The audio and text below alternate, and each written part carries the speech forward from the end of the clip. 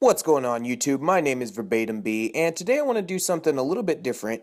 Instead of talking about just video games, I'm going to try to show a little bit more of myself on the channel. So in this video I'm going to show you some things that I hope to own in the future. Starting on the cheaper end of the spectrum, the first thing is probably a PlayStation 4. I'd like to point out real quick that I've got both an Xbox One and a Wii U, and I've had them for a few years now. But as time goes by, my urge to complete my collection of 8th gen consoles just gets stronger. Now, there aren't really that many exclusives I feel like I'm missing out on. I'd love to play the remastered editions of God of War 3 and The Last of Us, as I missed out on both of them last generation, but the real reason I find myself wanting a PS4 more and more is because of a few upcoming exclusives, specifically No Man's Sky and Horizon Zero Dawn. I've been waiting to play No Man's Sky for so long now that I'm almost to the point where I'm over it, but I still find myself longing to be on its near infinity of procedurally generated planets every time somebody brings it up. Honestly though, I'm more excited now about Horizon Zero Dawn. Ever since I saw it at E3, I've been obsessing over every little detail about it. If Horizon Zero Dawn reviews well when it's released, it's pretty likely that it's going to be a system seller for me. Moving on to the next item, which is a bass guitar. Now you might be asking why a bass, and there are a couple of reasons for that. The first of which being that I already learned a few chords for it back when I was briefly in possession of a left-handed bass. Now that's a long story that I could explain in a future video if there's any demand for that, but my point is that I already have a foundation on the bass. The second reason I want it is because for years my buddies and I have talked about forming a band, and if I catalyzed everybody by learning the bass, it could finally become some sort of a reality. Now, the last reason I want a bass is because back in high school band I played the baritone sax, the bari sax, and I absolutely loved that groove I could get into, and I'll take any excuse I can to do that again. Alright, moving on up the price list, there are a few guns I want desperately. The first of which is a 1911 chambered in .38 Super.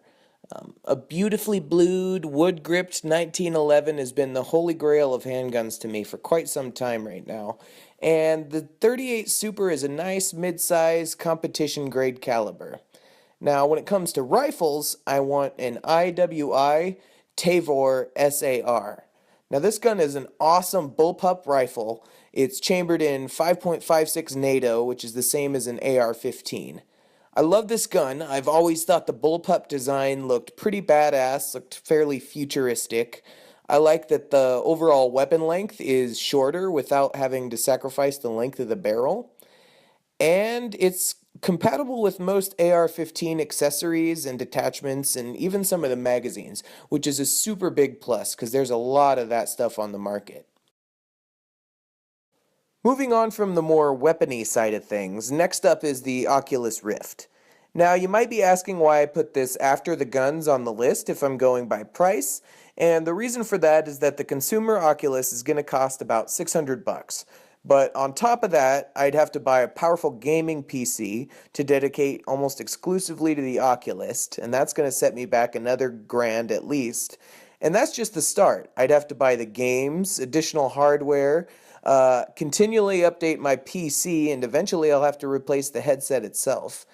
And I can buy one gun for the price of just the PC.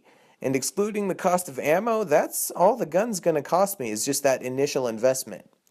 Now, the reason I want an Oculus so bad is because I got to try a developer kit version out at a Maker Faire a couple of months back, and I absolutely fell in love with VR.